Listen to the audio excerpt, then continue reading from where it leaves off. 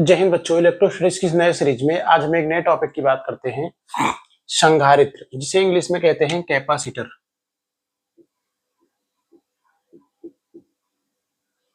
इसे इंग्लिश में क्या कहते हैं? कैपेसिटर।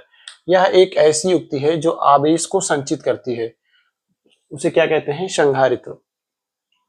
अच्छा, संधारित्र एक प्रकार की इलेक्ट्रॉनिक डिवाइस है जो आवेश को विद्युत ऊर्जा के फॉर्म में संचित करती है और आवश्यकता पड़ने पर या एकाएक एनर्जी को ट्रांसफर करती है। अच्छा, हमारे घरों में कुछ उपकरण ऐसे होते हैं जिन्हें एक बार चलाने के लिए अधिक विद्युत ऊर्जा की आवश्यकता होती है, जबकि लगातार चलाने के लिए इन्हें कम विद्युत ऊर्जा की आवश्यकता होती है। जैसे पंखा। पंखा को एक बार में चला पंखा को स्टार्ट करने के लिए लगभग 15 से 25 एम्पियर की करंट की आवश्यकता होती है, जबकि इसे लगातार चलने के लिए 5 एम्पियर की करंट की आवश्यकता होती है। इसे लगातार चलने के लिए कितने करंट की जरूरत होती है? 5 एम्पियर की। तो ये एकाएक एनर्जी 15 से 25 एम्पियर एकाएक करंट की आवश्यकता होती है, और इस एनर्जी को या इस ऊर्जा को हम किसके माध्यम से देते हैं? कैपेसिटर के माध्यम से, संधारित्र के माध्यम से। संधारित्र क्या करता है? यह आवेश को इकट्ठा करता है और आवश्यकता पड़ने पर तुरंत ऊर्जा को ट्रांसफर कर देता है और पुनः ही कुछ सेकेंडों में यह चार्ज हो जाता है, आवेशित हो जाता है। तो यह एक ऐसी युक्ति है जो आवेश को क्या करती है? संचित करती है, संधारित्र कहलाती है। इसका उपयोग निम्न उपकरणों में किया जाता है, जैसे मोटर, पंखा, कैमरा इत्यादि। अब इसकी एक प्रॉपर्टी है धारिता। धारिता का होता है आवेश को धारण करने की जो क्षमता होती है उसे क्या कहते हैं? धारिता। आवेश को धारण करने की जो क्षमता होती है उसे क्या कहते हैं? धारिता।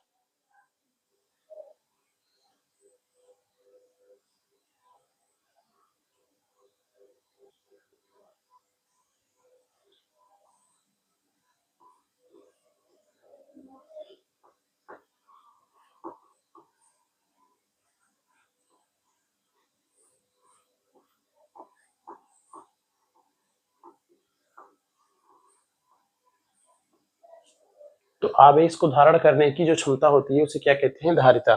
इसे प्रदर्शित करते हैं सी से। सी बराबर होता है क्यू अपान भी।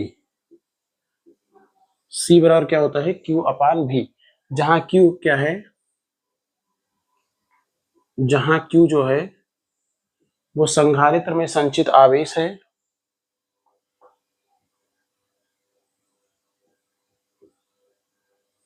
संधारित्र में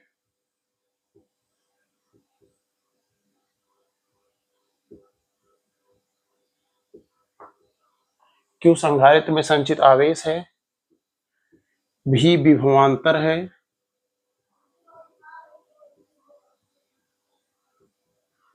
भी क्या है? विभवांतर है, और सी क्या है? ये संधारित्र की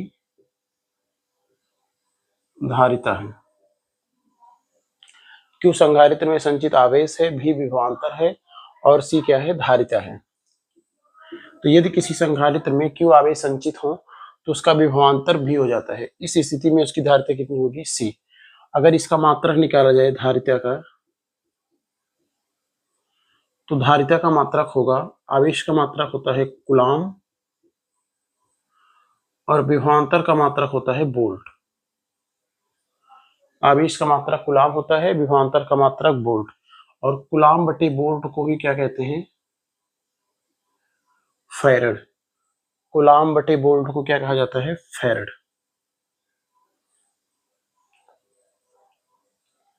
तो आवेश का मात्रक चाहे कूलाम, धारिता का मात्रक चाहे कूलाम बटे वोल्ट का हो, और चाहे क्या कह सकते हो? फैरड।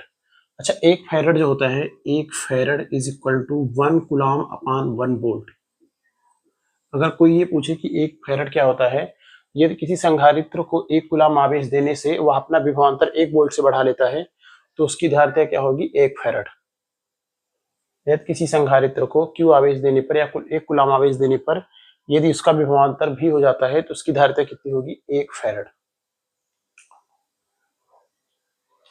यदि किसी संधारित्र को 1 कूलाम आवेश देने पर उसका विभवांतर 1 वोल्ट से बढ़ जाए तो उसकी धारिता क्या होगी? 1 फैरड।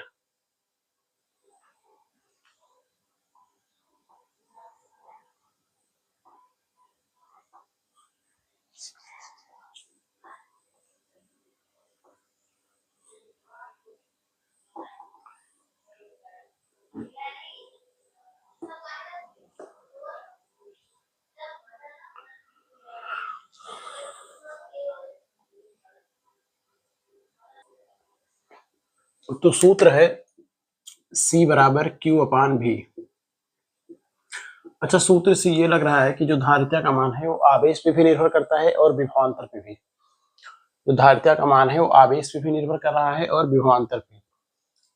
अच्छा, ये इसके अनुक्रमानुपाती है तो आवेश बढ़ने पे C का मान बढ़ेगा, और ये इसके व्युत्क्रमानुपाती है तो विभवांतर बढ़ने पे धारिता का मान क्या होगा, कम होगा।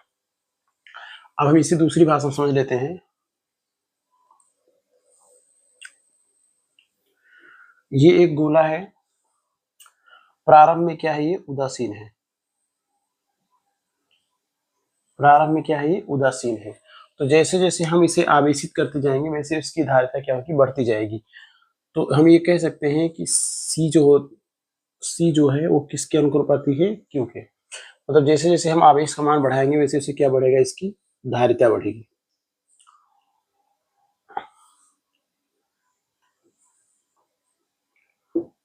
हम मान लेते हैं ये गोला उदासीन है, तो प्रारंभ में हम इनफाइनाइट से इस पे लेके आए हैं आवेश Q। तो प्रारंभ में Q आवेश को लाने में किसी प्रकार का कोई कार्य नहीं करना पड़ेगा। प्रारंभ में Q आवेश को लाने में किसी प्रकार का कोई कार्य नहीं करना पड़ेगा।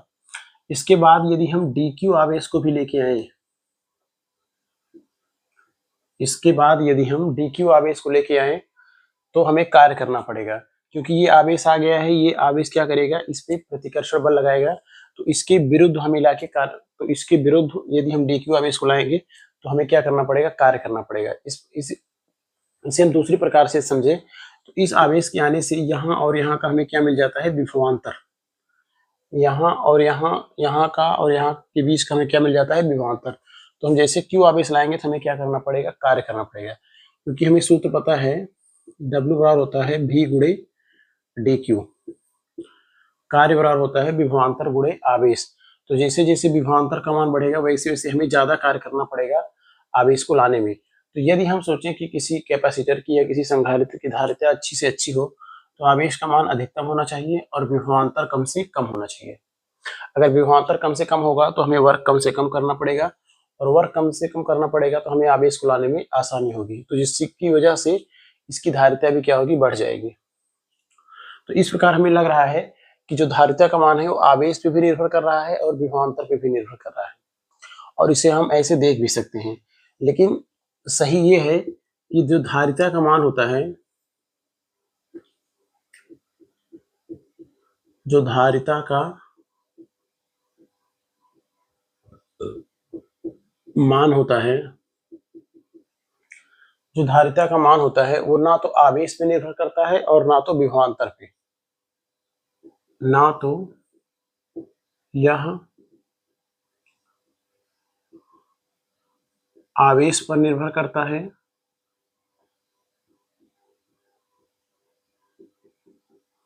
ना तो यह आवेश पर निर्भर करता है और ना ही विभवांतर पर,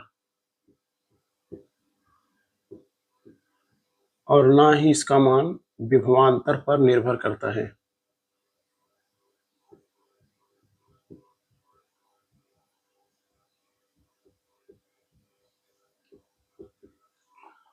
धारिता का मान ना तो आवेश पर निर्भर करता है और ना तो विभवांतर का मान पे निर्भर करता है। असल में क्या है कि जिस रेशियो में हम आवेश को बढ़ाएंगे उस रेशियो में विभवांतर का मान बढ़ जाएगा, जिस रेशियो में हम इसका मान बढ़ाएंगे उसी रेशियो में इसका भी मान बढ़ेगा। तो ये दोनों, अगर हम 1 से बढ़ाएंगे इसको तो 1 से ये भी बढ़ जाएगा, 2 से बढ़ाएंगे 2 से ये भी बढ़ जाएगा। ओवरऑल ये हमेशा क्या बना रहेगा, कांस्टेंट। इसमें क्या है, Q अनुक्रमानुपाती है V। जैसे हम आवेश का मान बढ़ाएंगे वैसे क्या होगा, विभवांतर का मान बढ़ जाएगा। जब अनुक्रमानुपाती हटेगा तो एक कांस्टेंट आएगा C बराबर है Q अपान V। तो C का मान ना तो Q पर निर्भर करता है ना तो V पर निर्भर करता है। यह उसी प्रकार से है जैसे प्रतिरोध, इसके पहले वाले में हम पढ़े थे करंट। क्लास 10th में हम करंट में प्रतिरोध पढ़े थे। प्रतिरोध का सूत्र होता है V/I। इसमें विभवांतर धारा की क्या होता था, अनुक्रमानुपाती। विभवांतर जैसे बढ़ता है वैसे क्या बढ़ता है, धारा का मान। तो जिस रेशियो में विभवांतर बढ़ेगा उसी रेशियो में क्या बढ़ जाएगा, करंट का मान। तो ये दोनों मिला के जिस रेशियो में विभवांतर का मान बढ़ेगा उस रेशियो में करंट का, तो R हमेशा क्या बना रहेगा, कांस्टेंट। तो जिस प्रकार से करंट वाले में प्रतिरोध का मान ना तो विभवांतर और धारा पे निर्भर करता है, उसी प्रकार धारिता वाले में जो धारिता C है वो ना तो Q पे निर्भर करता है और ना तो V पे निर्भर करता है। तो Q का जो C का मान है, जो C का मान है वो किस पे निर्भर करता है? तो धारिता का मान माध्यम पर निर्भर करता है। C का मान माध्यम पर निर्भर करता है। और दूसरा ये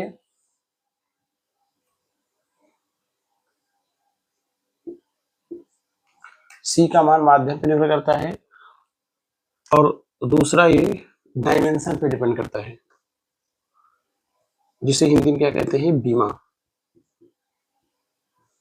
धारिता का मान ना तो माध्यम पर निर्भर करता है, धारिता का मान माध्यम पर निर्भर करता है और बीमा, जिसे इंग्लिश में क्या कहते हैं? डायमेंशन।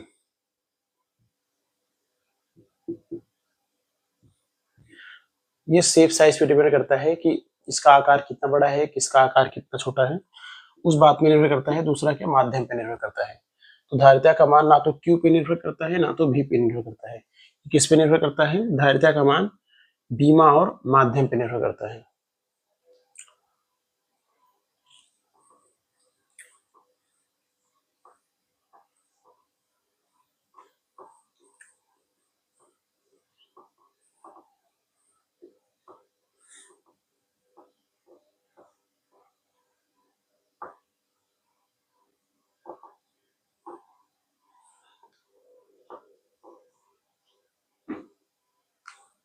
अब हम एक नया टॉपिक पढ़ते हैं, विलगित गोलीय चालक के कारण धारिता। विलगित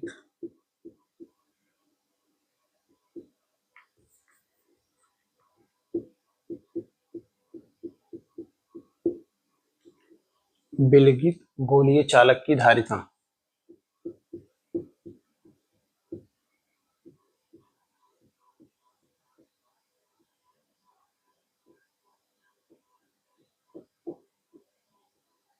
विलगित गोलीय चालक की धारिता। ये एक गोला है, प्रारंभ में क्या है? उदासीन है। ये एक गोला है, प्रारंभ में क्या है? उदासीन है। अब हम अनंत से आवेश को लाकर इसे क्या करेंगे? आवेशित करेंगे। इस गोले को अनंत से लाकर आवेश को क्या करेंगे? आवेशित करेंगे। तो हम मान लिए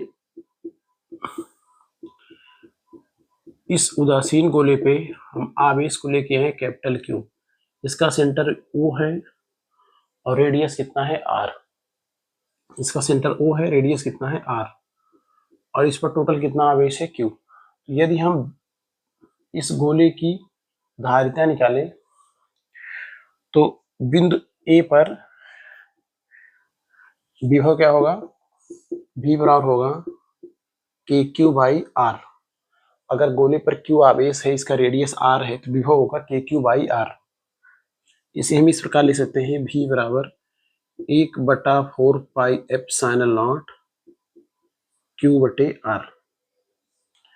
1/4 पाई एप्सिलॉन नॉट Q बटे R। अच्छा, धारिता यदि हम निकालें, धारिता का सूत्र होता है C बराबर Q अपान V। तो C बराबर Q, ये V जो है विभवांतर है अनंत और बिंदु A के बीच, और विभवांतर का सूत्र कितना है? 1/4 पाई epsilon not into Q by R। यदि हम यहाँ पे इसको रखें तो 1/4 पाई epsilon not Q by R। Q से Q कट जाएगा, ये सब ऊपर जाएगा, तो धारिता आएगा 4 pi epsilon not into R।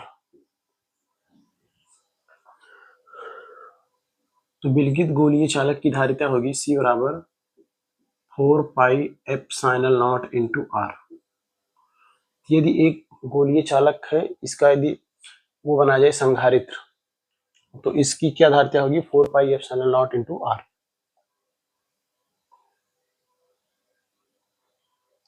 जो हम यहाँ संधारित्र लिए हैं वो कैसे है?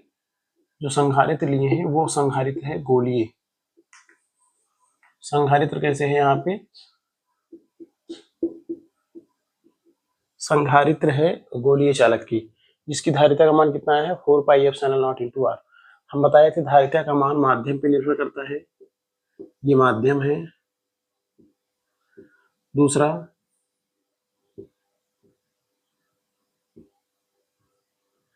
धारिता का मान बीमा पे निर्भर करता है। ये क्या है? बीमा, जिससे इंग्लिश में क्या कहते हैं? डायमेंशन। तो धारिता का मान माध्यम और बीमा दोनों पे निर्भर करता है। ये इसका सही फार्मूला है। किसी विलगित गोलीय चालक की धारिता, सूत्र क्या होता है? C बराबर 4 pi epsilon not into R. तो विलगित गोलीय चालक की धारिता कितनी होगी? C बराबर 4 pi epsilon not into R. तो धारिता का मान माध्यम पे निर्भर करता है और बीमा पे निर्भर करता है। यदि निर्वात की विद्युतशीलता पाई और फूरियर कांस्टेंट है तो धारिता का मान सीधा किस पे निर्भर कर रहा है? रेडियस पे। जितना बड़ा रेडियस होगा उतना ज्यादा क्या होगी? इसकी धारिता होगी। तो सूत्र आया है C बराबर 4 pi epsilon not into R. धारिता का सूत्र आया है C बराबर 4 pi epsilon not into R. क्या है? धारिता का सूत्र। किसका है? विलगित गोलीय चालक की धारिता। यदि विलगित गोलीय चालक की धारिता का सूत्र कोई पूछे तो C बराबर क्या होगा? 4 pi epsilon not into R. अच्छा, ये इस पे हमें क्वेश्चन करते हैं, यदि 1 मीटर का कोई गोलीय चालक संधारित्र हो तो उसकी धारिता कितनी होगी? यदि 1 मीटर क्या हो गोलीय चालक संधारित्र तो उसकी धारिता क्या होगी? सूत्र हमें पता है, R बराबर C बराबर 4 pi epsilon not into R. R का मान कितना है? 1 मीटर। तो C बराबर 4 pi epsilon not into R का मान कितना है? 1। तो C बराबर आएगा 4 पाई एप्सिलॉन नॉट। C का मान कितना आएगा? 4 पाई एप्सिलॉन नॉट इंटू 1। अच्छा, हमें ये पता है कि K बराबर होता है 1/4 पाई एप्सिलॉन नॉट, जिसका मान होता है 9 गुणे 10 की घात 9। यदि हम इसे यहाँ भेजें, इसे यहाँ भेजें तो 1/9 गुणे 10 की घात 9 बराबर 4 पाई एप्सिलॉन नॉट। तो 4 पाई एप्सिलॉन नॉट का मान होगा 1/9 गुणे 10 की घात 9। तो C बराबर 1/9 गुणे 10 की घात 9। ये क्या है? धारिता का मान। तो C बराबर 10 की घात 9 को अगर ऊपर भेजें तो 10 की घात -9 बटे क्या होगा? 9। तो C बराबर 1/9 गुणे 10 की घात 9।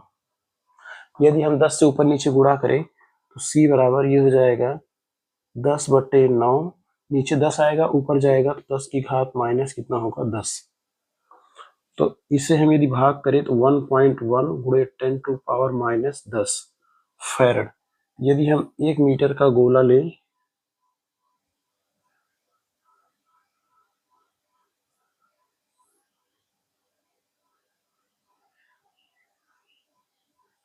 यदि हम 1 मीटर का गोला लें तो उसकी धारिता कितना होगी? 1.1 गुणे 10 की घात -10 फैरड। अच्छा, यदि हम इसे माइक्रो फैरड में बदले तो C बराबर आएगा 1.1 गुणे 10 टू पावर -4 गुणे 10 टू पावर -6 फैरड। तो C बराबर 1.1 गुणे 10 to power 4 10 to power -6 farad. तो 1.1 10 टू पावर 4 को हम लिख सकते हैं, एक लिख के कितना? 0, 4 जीरो गुणे 10 की घात -6 फैरड को हम लिख सकते हैं माइक्रो फैरड। तो एक को यदि हम 10,000 से भाग करें तो क्या आएगा? इसकी धारिता अगर देखा जाए तो 1 माइक्रो फैरड से भी कम है, और जबकि हमारे घर में जो संधारित्र यूज होता है उसकी धारिता जो होती है 2.5 फैरड माइक्रो फैरड या 1.5 माइक्रो फैरड की उसकी धारिता होती है। तो अगर देखा जाए तो हम इस प्रकार के संधारित्र को यदि हम 1 मीटर गोला लेके उसका संधारित्र बनाए तो उसकी धारिता 1 माइक्रो फैरड से भी कम है। जबकि हमारे घरों में कितना उपयोग होता है? 2.5 माइक्रो फैरड, 1.5 माइक्रो फैरड के संधारित्र का उपयोग होता है। अब हम देख लेते हैं, यदि हमें 2.5 माइक्रो फैरड का कोई संधारित्र चाहिए तो इसके लिए हमें कितना बड़ा गोला लेना पड़ेगा?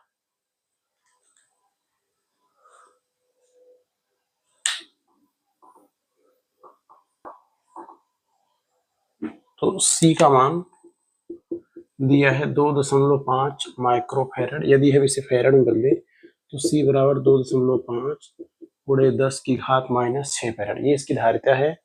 सूत्र हमें पता है सी बराबर 4 pi epsilon not into R. तो आर का हमें मान निकालना है, तो आर बराबर होगा सी बटे 4 पाई एप्सिलॉन नॉट। इसे हम ऐसे भी लिख सकते हैं 1/4 पाई एप्सिलॉन नॉट इंटू सी। तो आर बराबर इसका मान होगा 9 गुणे 10 की घात 9, इसका मान, और सी का मान दिया है कितना 2.5 गुणे 10 की घात -6। तो आर बराबर यदि हम इसे गुणा करें तो 9 का 25 में गुणा करेंगे, 9 × 5 = 45 के 5 हासिल 4, 9 दूना 18, 4 22, एक अंक बाद दशमलव होगा 22.5 गुणे 10 की घात 9 में से 6 गया कितना होगा 3। तो आर बराबर होगा, तो रेडियस कितना मीटर होगा, इतना मीटर। 10 की घात 3 मीटर को हम 1 किलोमीटर लिख सकते हैं। तो आर बराबर आएगा 22.5 किलोमीटर। यदि हमें 2 माइक्रोफेरेड के संधारित्र, अगर हमें 2 माइक्रोफेरेड धारिता वाला कोई संधारित्र बनाना हो तो कितना बड़ा गोला लेना पड़ेगा, 22.5 रेडियस किलोमीटर का हमें क्या लेना पड़ेगा, रेडियस 22.5 किलोमीटर रेडियस का हमें क्या लेना पड़ेगा, गोला। तो गोलीय चालक संधारित्र की जो धारिता है वो अत्यधिक कम है, इसका जो सी है वो क्या है, अत्यधिक कम है। हम देख रहे हैं कि बहुत बड़े गोले के लिए भी इसका मान, इसका धारिता क्या आ रहा है, अत्यंत कम। अब हम पढ़ लेते हैं इसकी एनर्जी क्या होगी, विलगित गोलीय चालक संधारित्र की ऊर्जा।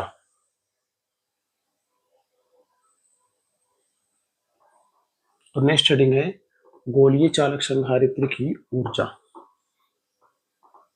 नेक्स्ट हेडिंग है गोलीय चालक संधारित्र। गोलीय चालक संधारित्र में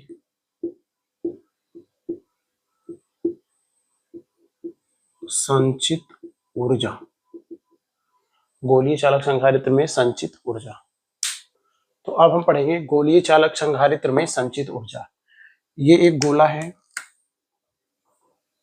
जो प्रारंभ में क्या है, उदासीन है। गोला प्रारंभ में क्या है, गोला प्रारंभ में उदासीन है। इसका सेंटर O है और रेडियस कितना है R। इसका सेंटर O है, रेडियस कितना है R। तो हम अनंत से आवेश को लेके आ रहे हैं और गोले को क्या करेंगे, आवेशित करेंगे। तो अगर स्टार्टिंग में देखा जाए, जब गोला उदासीन है t बराबर 0 पे, तो इस पर आवेश का मान 0 है, तो विभवांतर का भी मान 0 होगा, लेकिन धारिता कितनी होगी, 0 होगी। अब t बराबर t पे, t बराबर t का मतलब है कि हम कुछ समय बाद कि, अब हम कुछ समय बाद की बात कर रहे हैं, मतलब 1 सेकंड 2 सेकंड के बाद। तो अब हम मान लेते हैं कि कुछ समय बाद हम इस पर कितना आवेश लेके हैं, q आवेश। t समय बाद हम इस पर कितना आवेश लेके हैं, q आवेश। तो कैपिटल Q बराबर होगा स्मॉल q, v बराबर होगा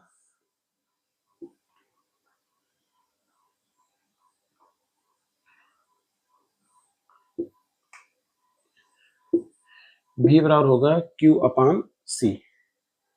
v बराबर क्या होगा, Q अपान C, जबकि धारिता क्या होगी, C होगी। अच्छा, अब इसके बाद यदि हम थोड़ा सा भी आवेश लेके आए तो हमें क्या करना पड़ेगा, कार्य करना पड़ेगा, क्योंकि पहले आवेश को लाने में हमें किसी प्रकार का कोई कार्य नहीं करना पड़ेगा,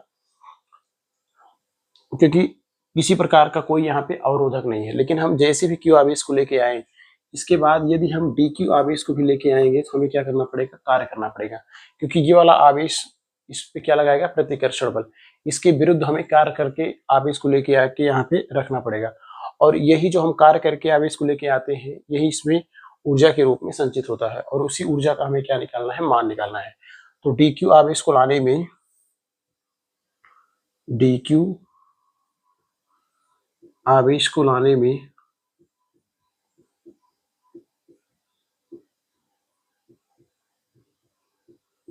dq आवेश को लाने में किया गया कार्य,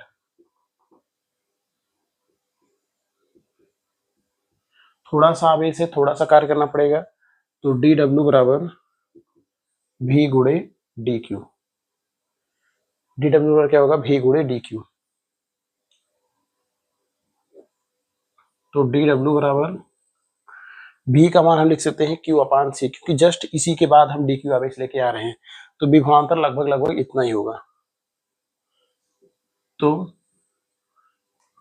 डी डब्ल्यू बराबर बी की जगह हम लिख सकते हैं क्यू बाई सी और इंटू क्या होगा डी क्यू। डी डब्ल्यू बराबर क्या होगा, Q by C into D Q. तो यदि हमें संधारित्र को पूरा आवेशित करने में कार्य निकालना हो तो डी डब्ल्यू का हम क्या करेंगे, इंटीग्रेट करेंगे। पूरा कार्य निकालने के लिए डी डब्ल्यू का इंटीग्रेट करेंगे जीरो से कहां तक, कैपिटल क्यू तक, क्योंकि संधारित्र उदासीन है, प्रारंभ में आवेश जीरो है और हमें इसे कितना आवेशित करना है, कैपिटल क्यू। तो डब्ल्यू बराबर इंटीग्रेशन जीरो से क्यू और डी डब्ल्यू जो हम लिख सकते हैं भी गुणे डी क्यू। क्या लिख सकते हैं, भी गुणे D Q.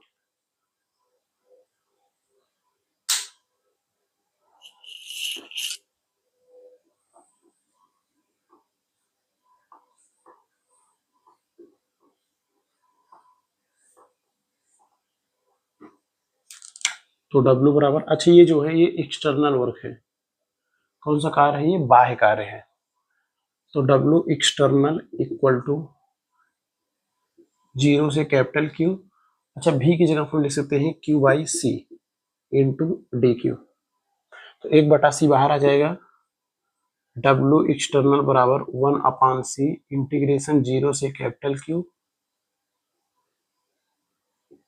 Q into D Q. तो W external one upon C, Q का जब समाकलन होगा, क्यू का समाकलन होगा Q square upon two, limit zero से कहां तक, कैपिटल क्यू तक। लिमिट कहां से कहां तक होगा, जीरो से कैपिटल क्यू तक। तो W external is equal to one by C, दो बाहर आ जाएगा, लिमिट रखेंगे Q square minus zero, Q square minus zero, ये क्या आएगा, Q square upon two C. ये बाह्य कार्य है, ये बाह्य कार्य है गोलीय चालक संधारित्र को आवेशित करने में। तो डब्ल्यू एक्सटर्नल कितना आया है, क्यू स्क्वायर अपान टू सी। अच्छा, मॉर्क एनर्जी थ्योरम में पढ़ चुके हैं ये चैप्टर, ये टॉपिक हम इसके पहले वाले में बता चुके हैं कि जो ऊर्जा में परिवर्तन होता है वो प्लस डब्ल्यू एक्सटर्नल के बराबर होता है। तो ऊर्जा में परिवर्तन को हम लिख सकते हैं यू एफ माइनस यू आई बराबर एक्सटर्नल और कितना आया है, क्यू स्क्वायर अपान टू सी, क्यू स्क्वायर अपान टू सी। अच्छा, प्रारंभ में ऊर्जा जब चार्ज अनंत पे है तो इसकी ऊर्जा क्या है, शून्य है। तो यू एफ माइनस जीरो बराबर क्यू स्क्वायर अपान टू सी। तो यू एफ बराबर क्या होगा, क्यू स्क्वायर अपान टू सी। अच्छा, यही जो अंतिम ऊर्जा है यही क्या होगी, गोलीय चालक संधारित्र की ऊर्जा होगी। तो यू बराबर सीधा आएगा सूत्र क्यू स्क्वायर अपान टू सी। तो विलगित गोलीय चालक में जो संचित ऊर्जा होगी वो क्या होगी, क्यू स्क्वायर अपान टू सी।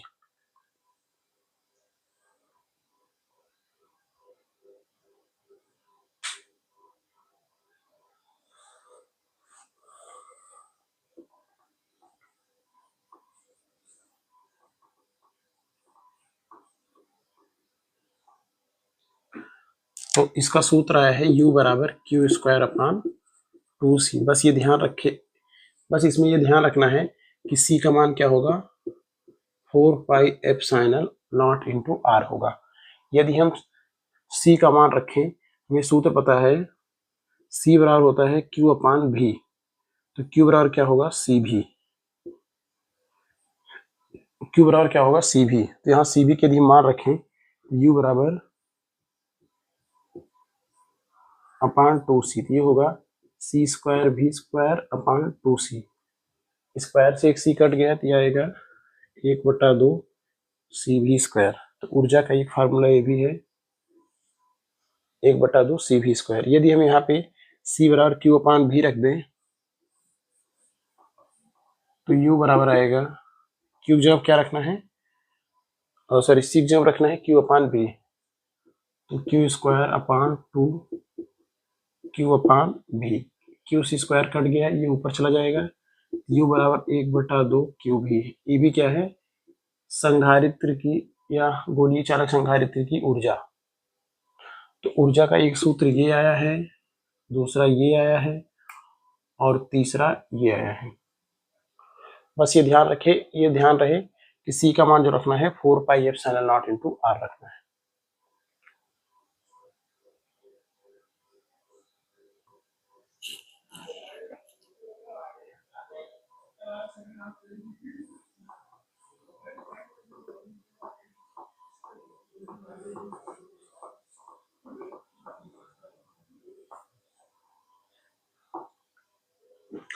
तो विलगित गोलीय चालक की धारिता जो होती है वो होती है 4πε0 इंटू R, और इसकी जो ऊर्जा है वो है 1/2 CV² Q²/2C 1/2 Q into V। ये क्या है, संधारित्र में संचित ऊर्जा। तो गोलीय चालक संधारित्र में संचित ऊर्जा क्या है, 1/2 CV²। तो इसके पास ऊर्जा होते हुए भी इसकी धारिता अत्यधिक कम होती है। कारण यह है कि इसकी जो ऊर्जा है वो कहाँ तक फैली हुई है, अनंत तक। क्योंकि यदि हम गोले पर धनावेशित लाएंगे या धनावेशित करेंगे तो कहीं न कहीं क्या होगा, ऋणावेशित, कहीं न कहीं क्या होगा, ऋणावेशित। ये ऋणावेशित कहाँ है, ये अनंत पे है। तो इसकी ऊर्जा कहाँ तक फैली हुई है, अनंत तक। यही कारण है कि इसकी जो ऊर्जा है अत्यधिक, मतलब इसकी जो ऊर्जा है वो क्या है, अत्यधिक कम है। क्योंकि उसकी ऊर्जा क्या होती है, एक्सपेंड होती है, फैली होती है अनंत तक। तो इसके पास ऊर्जा होते हुए भी इसकी धारिता क्या होती है, अत्यधिक कम, क्योंकि इसकी ऊर्जा कहाँ तक फैली होती है, अनंत तक। तो इस समस्या को दूर करने के लिए अब हम अगले वीडियो में एक नया संधारित्र पढ़ेंगे, समांतर प्लेट संधारित्र। समांतर प्लेट संधारित्र में हम देखेंगे कैसी उसकी धारिता बढ़ती है और किस प्रकार से ऊर्जा बैंडेड होता है। यहाँ पे क्या है, ऊर्जा एक्सपेंड है या ऊर्जा फैला हुआ है कहाँ तक, अनंत तक, और इसकी धारिता क्या है, अत्यधिक कम। इसके पास ऊर्जा तो है, परंतु इसकी धारिता क्या है, अत्यधिक कम है। इसके पास ऊर्जा तो है लेकिन इसकी धारिता क्या है, अत्यधिक कम है। कारण यह है कि इसकी ऊर्जा कहाँ तक फैली हुई है, अनंत तक है। तो अब हम इस समस्या को दूर करने के लिए अगले वाले वीडियो में एक नया संधारित्र पढ़ेंगे, समांतर प्लेट संधारित्र। तब तक के लिए आप लोग पढ़ाई करते रहिए। All the very best.